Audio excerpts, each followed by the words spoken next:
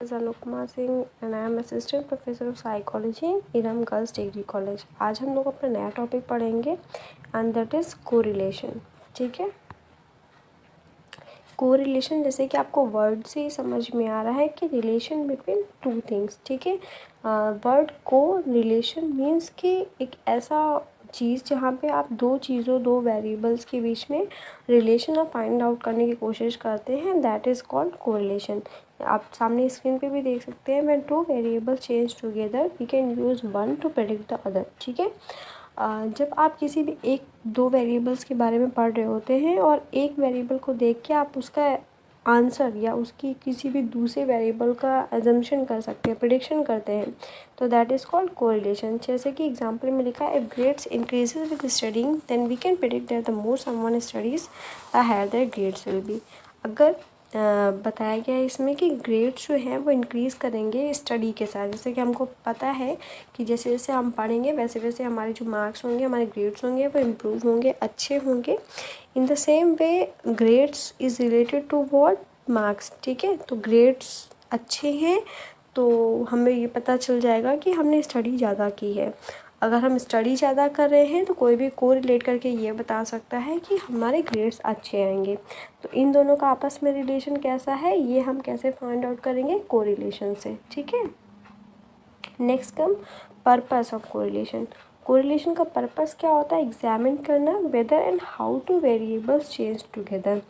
एक ऐसा पॉइंट, एक ऐसी जो भी चेंजेस हो रहे हैं हम कह सकते हैं, वो दो वेरिएबल्स के बीच में कैसे चेंजेस हो रहे हैं कि जो दोनों को चेंज कर रहे हैं। ठीक है, तो how two variables change together, कि कैसे दोनों जो वेरिएबल्स हैं वो दो एक साथ ही कैसे चेंज हो रहे हैं, ये जब हम फाइंड आउट करते हैं दैट इज़ कोरिलेशन।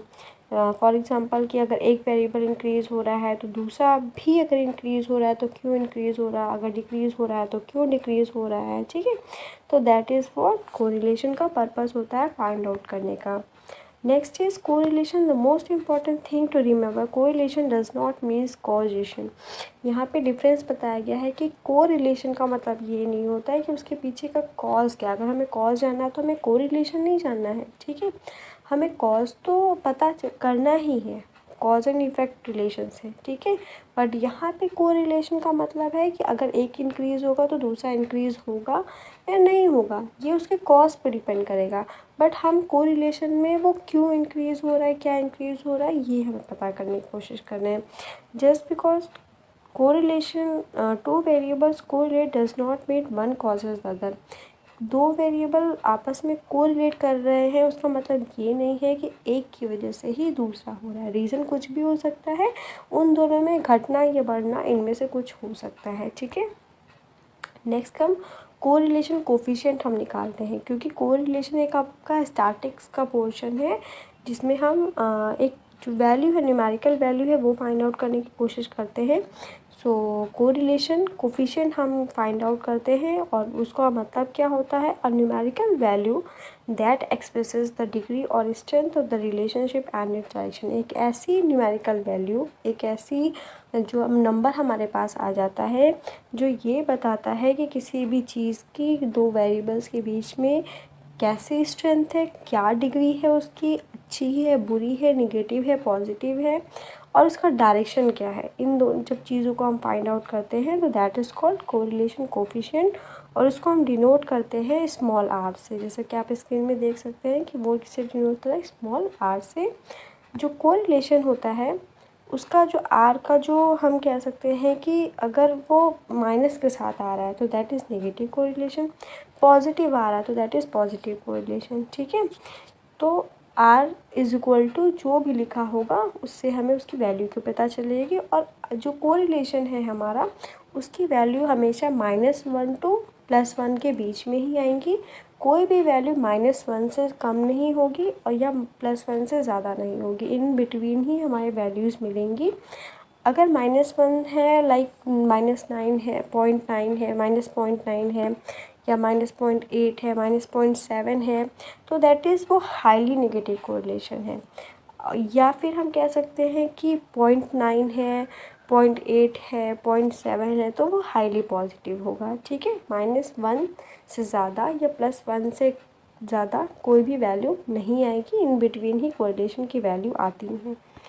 नेक्स्ट काम कि कोरिलेशन हमारा दो टाइप्स का होता है, ठीक है। मेनली एक हमारा होता है पॉजिटिव कोरिलेशन, दूसरा होता है हमारा नेगेटिव कोरिलेशन। थर्ड कोरिलेशन भी हम पढ़ते हैं, दैट इज़ ज़ीरो कोरिलेशन और न्यूट्रल कोरिलेशन, ठीक है। तो पॉजिटिव कोरिलेशन को हम एक अलग नाम से जानते हैं, दैट इज़ लॉन्गिट्यूडनल डिज़ाइन या लॉन्गिट्यूडनल कोरिलेशन। पॉजिटिव कोरिलेशन वो होता है जहाँ पे एक वेरिएबल अगर इंक्रीज़ होता है तो दूसरा वेरिएबल भी सेम उसी तरीके से होता है, ठीक है। अगर वो इंक्रीज़ होगा तो वो भी इंक्रीज़ होगा, वो डिक्रीज़ होगा तो वो भी डिक्रीज़ होगा, ठीक है। यहाँ पे पॉजिटिव और नेगेटिव कोरिलेशन का मतलब पर्टिकुलर वेरिएबल जो है हमारा उस वर्ड से नहीं है। वर्ड कुछ भी हो सकता है, लाइक अगर होपलेस है और होपलेस लीड्स टू डिप्रेशन, अगर मैंने कहा कि होपलेसनेस की वजह से अगर डिप्रेशन हो रहा है, ये वर्ड्स नेगेटिव हैं तो इसका मतलब ये नेगेटिव कोरिलेशन है? नहीं, वो नेगेटिव कोरिलेशन नहीं है, सिर्फ वो वर्ड नेगेटिव है। बट कोरिलेशन यहाँ पे क्या है? पॉजिटिव है। क्यों? क्योंकि पॉजिटिव कोरिलेशन एक ऐसा कोरिलेशन होता है जहाँ पे अगर एक चीज़ इंक्रीज़ होगी तो दूसरी चीज़ भी इंक्रीज़ होगी, और एक चीज़ डिक्रीज़ होगी तो दूसरी चीज़ भी डिक्रीज़ होगी। That is called as positive correlation. वहाँ पे वर्ड से कोई भी रिलेशन उसका नहीं है कि वर्ड का जो हम कह सकते हैं मैटर है या वर्ड का जो फील्ड है उसकी, वो क्या है, नेगेटिव या पॉजिटिव, उस पर डिपेंड नहीं करेगा। आप एग्जांपल में देख सकते हैं कि किसी भी चीज़ में डायरेक्ट रिलेशनशिप होती है दो वेरिएबल्स के बीच में, वो क्या हमारा पॉजिटिव कोरिलेशन। एग्जांपल लिखा हुआ है, meditation increases level of concentration. जितना ज़्यादा आप मेडिटेशन करेंगे उतना ही ज़्यादा आपका लेवल ऑफ कंसंट्रेशन क्या होगा? इंक्रीज़ होगा। तो ये क्या है आपका पॉजिटिव कोरिलेशन का, एक चीज़ इंक्रीज़ हो रही है तो दूसरी चीज़ भी क्या हो रही है? इंक्रीज़ हो रही है, ठीक है। नेक्स्ट है आपका नेगेटिव कोरिलेशन। नेगेटिव कोरिलेशन क्या होता है कि जब एक वेरिएबल इंक्रीज़ होगा दूसरा वेरिएबल क्या होगा? डिक्रीज़ होगा, या एक वेरिएबल डिक्रीज़ होगा दूसरा वेरिएबल क्या होगा? इंक्रीज़ होगा।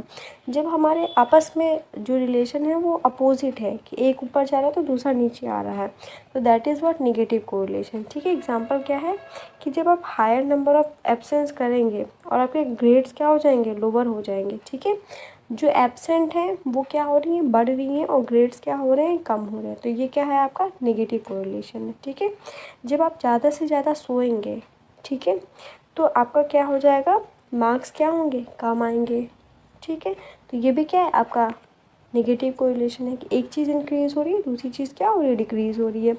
या हम एग्जांपल है normal day to day life में कि आप जितना ज़्यादा पैसा खर्च करेंगे उतनी ही ज़्यादा आपकी सेविंग क्या होगी? कम हो जाएगी, ठीक है। तो ये क्या, एक चीज़ बढ़ रही है दूसरी चीज़ क्या हो रही है? घट रही है। तो जब ऐसा कोई रिलेशन आता है तो वो क्या कहलाता है? हमारा नेगेटिव कोरिलेशन होता है। आप सामने एग्जांपल देख सकते हैं कि you have missed most of your classes, no wonder your grades are lower than usual. क्या बताया गया है कि जितनी ज़्यादा नंबर ऑफ़ टाइम्स आप अपने क्लासेस मिस करेंगे उतना ही कम आपके क्या आएंगे? रिजल्ट आएंगे।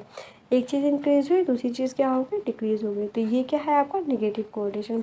इसके साथ ही आपका थर्ड कोरिलेशन होता है न्यूट्रल कोरिलेशन, जिसका मतलब होता है कि एक चीज़ का इम्पैक्ट दूसरी चीज़ पे नहीं पड़ रहा है, वो क्या कहलाएगा? आपका ज़ीरो कोरिलेशन। फॉर एग्ज़ाम्पल आप कह सकते हैं कि जब आप क्लास रूम में बैठे होते हैं तो आपके बहुत सारे फ्रेंड्स होते हैं, ठीक है। बट कुछ के साथ आपका रिलेशन ऐसा होता है जहाँ पे उसके आने या ना आने से आपको कोई फ़र्क नहीं पड़ता, वो जस्ट आपका क्या है? क्लासमेट है। तो जब किसी भी चीज़ की, किसी भी वैल्यू की या किसी के भी रहने का कोई इफ़ेक्ट किसी भी वेरिएबल पे नहीं पड़ रहा है, when there is a no change because of another variable, वो क्या कहलाता है? आपका ज़ीरो कोरिलेशन कहलाता है या न्यूट्रल कोरिलेशन कहलाता है। कि जब आपको कोई भी इफ़ेक्ट नहीं दिख रहा है, आपकी सिंपल स्ट्रेट लाइन जा रही है, वो क्या कहलाएगा? आपका ज़ीरो कोरिलेशन कहलाएगा या न्यूट्रल कोरिलेशन कहलाएगा, ठीक है। With this our class ends. Thank you.